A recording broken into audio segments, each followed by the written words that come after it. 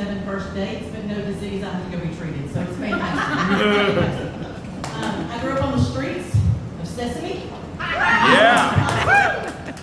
Learned compassion with Oscar, pet care from Bert, friendship from Big Bird. And can I tell you, it's still disturbing me. I was a full-grown adult before I learned that Snuffleupagus was Big Bird's imaginary friend. Yeah. Did you know that before now? Yeah. All right, thank you. I just learned it like 6 months ago. So it's still messing with me. So I hung out with these guys. I learned letters and shapes from Grover and Cookie Monster. Learned to count with the cat. So then we hopped a trolley a little later and rolled over into Mr. Rogers' neighborhood. You with me? Hung out with Danny Tiger, Prince Tuesday. Dove down into the sewers with the Ninja Turtles for a bit. Then at some point, we hopped on to Electric Avenue. Then we took it higher. Then a little later, we shook it up with Ice Ice Baby. So here we are. So thanks for being here tonight. You could have been anywhere, and we're all here together. Isn't that great? Yeah. So in my former life, I have spent 34 years in private and public education, most of that as a special education teacher. So that's my superpower. I'm just going to lay my cape out on the floor right there. Yeah, thank you. So teaching is fun. I worked with 4-year-olds mostly. So pre-K kids, it's herding cats really is what it is. I mean, they talk about it, but you're not kidding. And there's some things that I learned to dread, like the monthly fire drill, where you're expected to bring in the same number of kids you take out. You see my problem. So you can't count them because they're moving all over the place. So I have worked with some extraordinary little people, though. I had one little boy. I'm going to share this with you, and I'm going to quote him. I don't talk like this. I'm clean, okay? My mama would come down from heaven and box my ears. So I heard him in the bathroom my first certified day of teaching. He was not yet 4. He was in the bathroom telling another little boy, "Well, I'm going to whip your ass." And I said, "Baby, we don't talk like that to people at school." So he says, "Well, then tomorrow I'm going to bring a gun to school and I'm going to pop a cap in your ass." I said, "Baby, we don't talk to people, anybody like that at school." So the first 35 days of school, I had to send him home. And y'all, he would do this stuff. He wrote me a song. He would sway. "I'm going to whip I'm going to cut your guts." I did not sway because I was a little bit afraid of him. I won't even lie. He was this big, like pocket size, and I was terrified he'd not show up with that pocket cap in me piece. So I learned to just kind of hover around him. He would pick the times of the most important instruction to climb on the chair to hang off the shelf to sing me his ballads. So I started just walking over and pulling the chair away. That way he'd have to dangle there because he couldn't get down.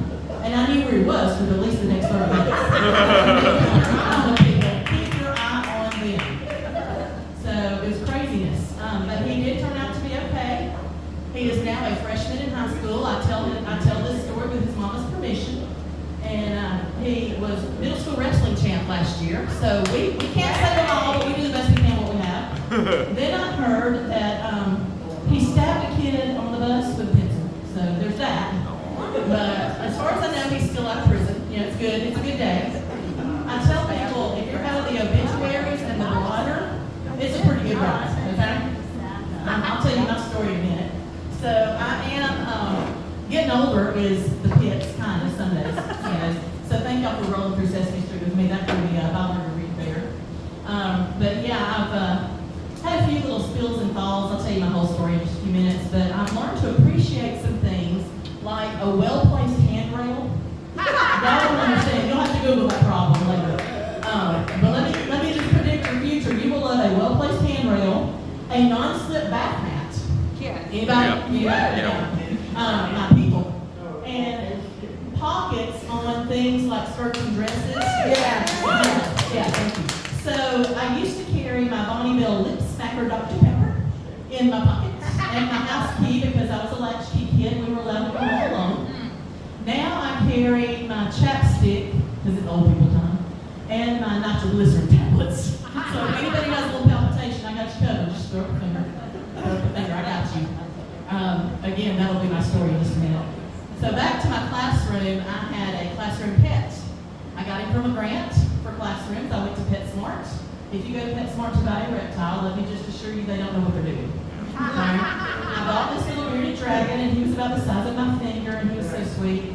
I wanted him to have a big boy name, so I named him Tyrone.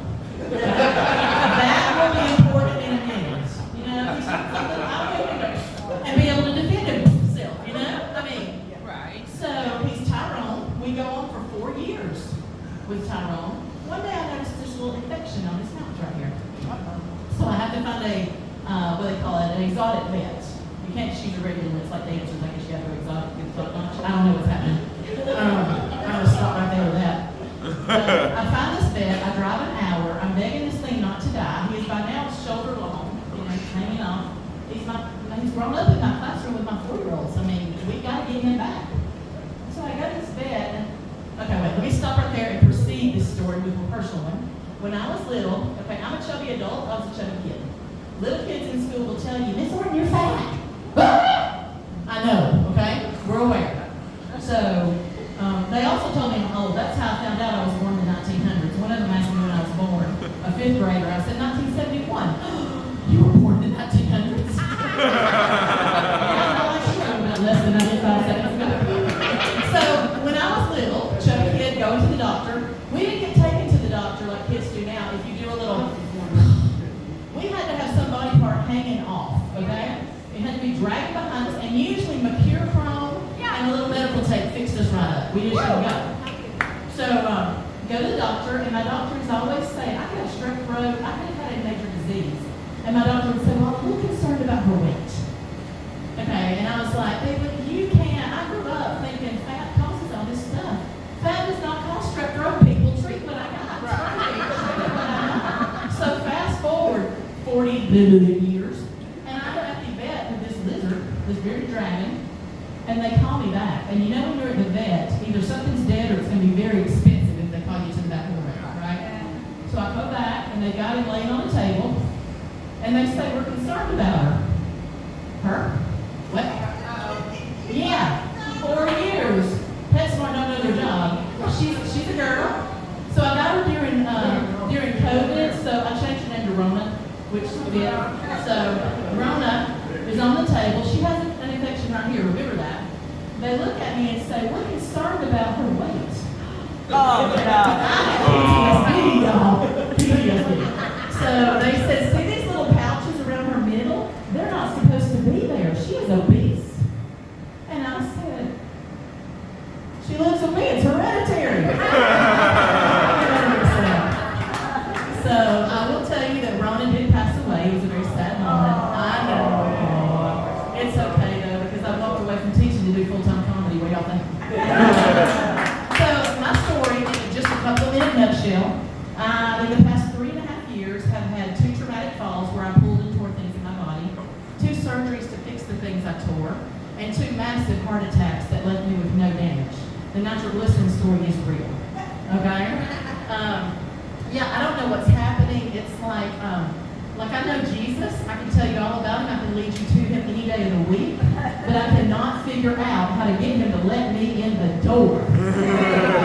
It's like I'm